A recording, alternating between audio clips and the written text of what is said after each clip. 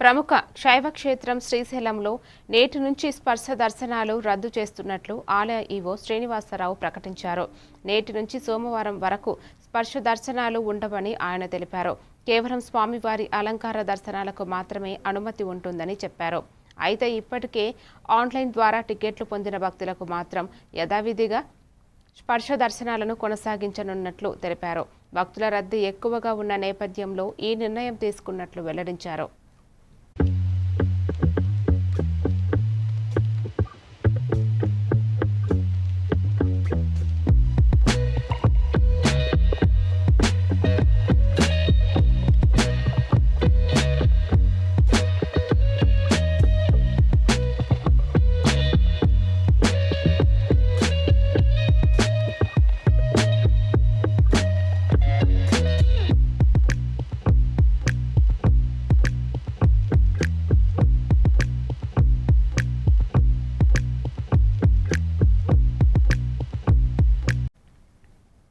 పార్వతీపురం మన్యం జిల్లా కుమరాడ మండలంలో